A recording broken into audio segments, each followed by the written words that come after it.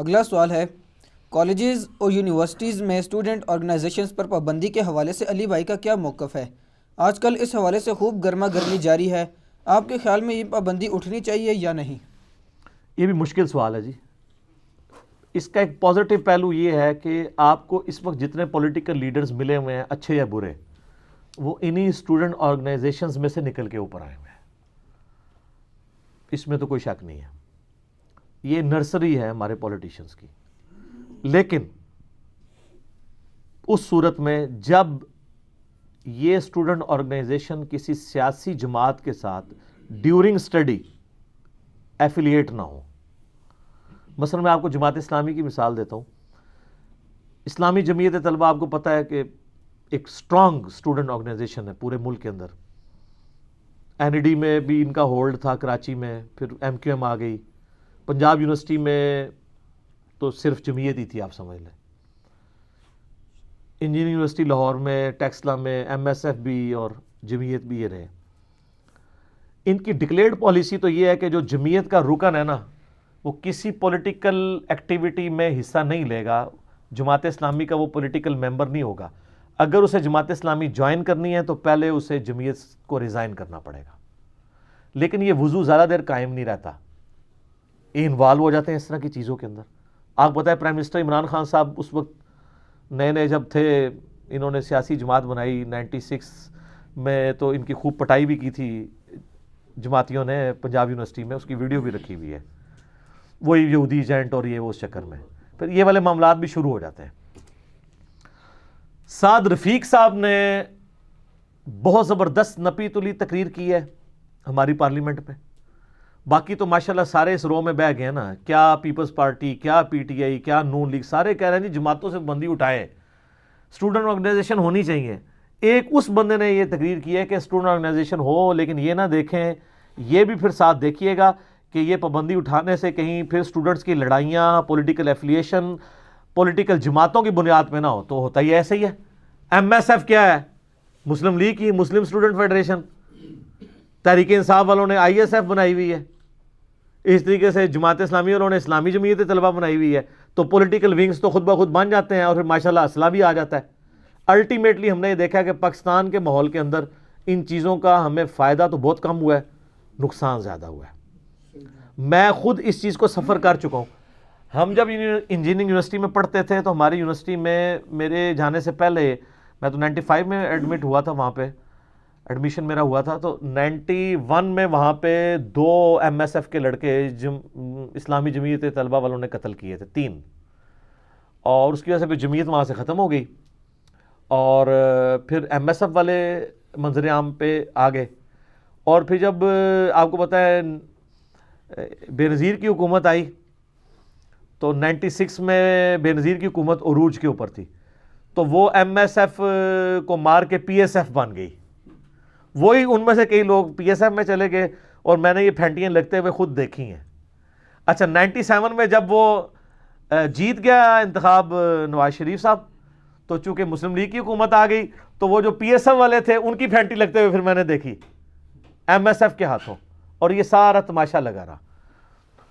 اس کا نقصان یہ ہوا کہ ہمارا وہ کورس جو 4 سال میں انجینئرنگ یونیورسٹی میں ختم ہوتا تھا وہ آلموسٹ 5 سال میں ختم ہوا. اور ہمارے بعد جب یہ تنظیموں پہ پابندی لگی تو اب 4 سال میں انجینئر بن کے نکل رہے ہیں.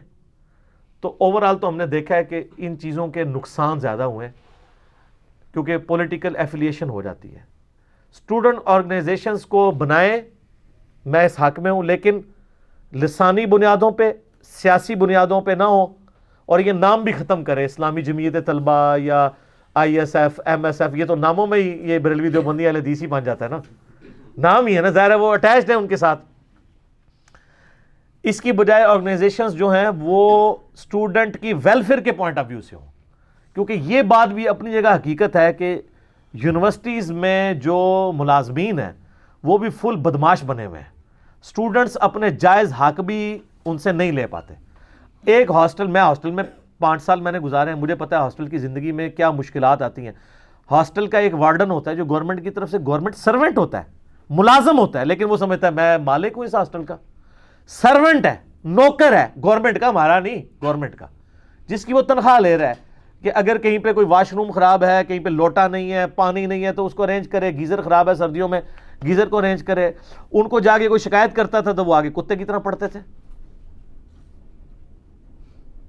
اور اگر ہاسٹل کے اندر 2-3 ہاسٹل میں ملا کے کوئی ایمبولینس ہے تو وہ ان کے ذاتی کاموں میں لگی ہوتی تھی. اگر کوئی بچہ بیمار ہو گیا اس کو ہاسپٹل لے کے جانا ہے تو وہ انہوں نے اپنے ذاتی استعمال میں لائے ہوتے ہیں چیزیں. تو جب اسٹوڈنٹ آرگنائزیشنز ہوتی ہیں نا, اس کا فائدہ یہ ہوتا ہے کہ وہ پھر آرگنائزڈ فارم میں اس معاملے کو ہائی لائٹ کرتے ہیں. اور پھر جب آرگنائزڈ فارم میں ہائی لائٹ ہوتی ہے پھر کلاسوں کا بائیکاٹ ہو جاتا ہے. آرگنائزڈ آرمڈ کنفلکٹ نہیں ہوتا کہ جی کل کلاس نہیں ہوگی, یونیورسٹی بند. اب جب وائس چانسلر کو یہ بات پتہ چلتی ہے یونیورسٹی بند, تو اس کو چانسلر یعنی گورنر بلا کے پوچھتا ہے تیری یونیورسٹی کیوں بند ہے. یہاں پہ بھی آپ پتہ ہے نا, چھوٹی سی خبر لگ جائے نا ڈی سی کو ہاتھ پاؤں پڑ جاتا ہے. میڈیا بڑی نعمت ہے سر, اور سوشل میڈیا تو اس سے بڑی نعمت ہے, نور علی نور. یہ سوشل میڈیا نہ ہو تو کئی ایک مظلومین کی آواز جو اٹھائی جا رہی ہے ان کو کوئی پوچھے تک نہ, اور کئی سیاسی لیڈر جو بیان اپنے بار بار بدلتے رہتے ہیں ان کو ان کی شکل کوئی نہ دکھائے. ان کی اصلیتیں بھی اس کی برکت سے ہیں, جہاں نیگیٹو چیزیں پازیٹو چیزیں بھی ہیں. تو وہ پھر جب ہائی لائٹ ہوتی ہے پھر وہ پوچھتے ہیں, اس لیے وہ ڈرتے رہتے ہیں یار کہیں کوئی ایسی حرکت نہ ہو جائے, کلاس نہ ہو, پیپر کا بائیکاٹ ہو گیا تو پھر کیا ہوگا. لیکن اس میں پھر نیگیٹو چیزیں بھی ہوتی ہیں. ہمارا سیکنڈ ایئر میں ڈرائنگ کا پیپر تھا, تو ہماری کلاس کا جو سی آر تھا نا, کلاس ریپریزنٹیٹیو, اس کی اس ٹیچر کے ساتھ نہیں بنتی تھی. تو ان لوگوں نے پہلے ہی, وہ سیاسی لیڈر بھی تھا, انہوں نے پہلے ہی طے کیا تھا کہ اس کے پیپر کا بائیکاٹ کرنا ہے ہم نے. پیپر بائیکاٹ ہونا تو ٹیچر کے لیے تو بے عزتی ہوتا ہی ہے, اسٹوڈنٹ کے لیے جو عذاب بن جاتا ہے, کیونکہ وہ پھر 3-4 مہینے کے بعد ریوائز اس کی ڈیٹ آ رہی ہوتی ہے, پھر تیاری کی ہوتی ہے, دوبارہ آتے ہیں. تو اس نے وہ بائیکاٹ کروا دیا. پھر ہم لوگ بھگتے رہے. پہلے تو یہ کیس چلا کہ جی ساروں کی سپلی لگے گی. ہم لوگوں کی تو اب سپلی لگی نہیں ہوئی تھی, تو وہ پتہ ہے آنرس کی ڈگری ختم ہو جاتی ہے. بہت شکر ہے بچ گئی. تو اس طرح کی بھی لوگ حرکتیں کر جاتے ہیں, اس چیز کو بھی کنٹرول کرنے کی ضرورت ہے. بہرحال پھر جب بعد میں یہ تھوڑا معاملہ ٹھنڈا ہوا, سیاسی جو گہما گہمی جب ختم ہوئی, پابندیاں لگنی شروع ہوئی 99 میں, آپ کو پتہ ہے ماشاء اللہ لگ گیا, تو وہ ساری آرگنائزیشن ختم ہو گئی. پھر میں سی آر بن گیا کلاس کا. وہ کلاس نے کنسنسس کے ساتھ کہ جی ان کو بنا دیتے ہیں. یعنی وہ مجھے اس وجہ سے بنایا کہ ذرا میں ایکٹیو اسٹوڈنٹ تھا, پوزیشن ہولڈر بھی تھا اس حوالے سے.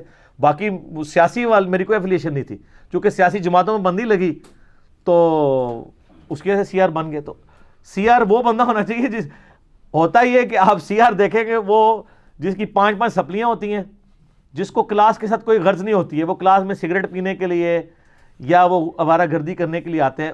وہ لوگ اسٹوڈنٹس کے کس طرح خیر خواہ ہو سکتے ہیں, نالائق آدمی کو بناتے ہیں. اچھا, پھر یہ اسٹوڈنٹ آرگنائزیشن میں ایک اور بڑا مسئلہ آ جاتا ہے, جو زبردستی کرنے والا. جماعت اسلامی, یعنی میں ان سے بڑی محبت کرتا ہوں, لیکن اسلامی جمعیت طلبہ ان کی بڑی خدمات ہیں, ہماری ویڈیوز بھی دیکھتے ہیں.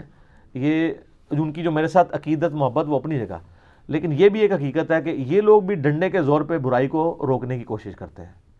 پنجاب یونیورسٹی کے اندر اگر کوئی گانے کی محفل ہو گئی ہے تو وہاں پہ پہنچ کے, اگر حالانکہ پنجاب یونیورسٹی کی انتظامیہ نے اگر اجازت دی ہے اور وہ ہو رہا ہے, یہ انتظامیہ کا کام ہے انکار کرے. برائی ہو رہی ہے تو آپ کو کو ایگزسٹ کرنا ہے. اس کی وجہ یہ ہے کہ کل کو آپ جب محفل قرات کریں گے تو سیکولر آگے کہیں گے ہم محفل قرات نہیں ہونے دیں گے, پھر آپ کیا کریں گے؟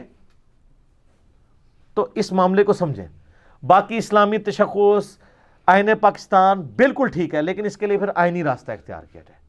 عام لڑکے کا کام نہیں ہے کہ وہ ڈنڈے لے کے تو لڑکیوں کو پردہ کروائے یا اس طرح کی چیزوں کو روکنے کی کوشش کرے. اور اس میں بھی ذرا معذرت کے ساتھ,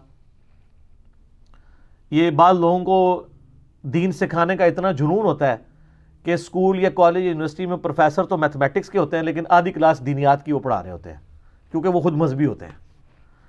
تو ایسے مذہبی ٹیچر کل کو پھر جو ملحد قسم کے ٹیچرز ہیں ان کو کیسے روک سکتے ہیں کہ وہ ڈاکنز کی کتاب نہ وہاں بانٹیں؟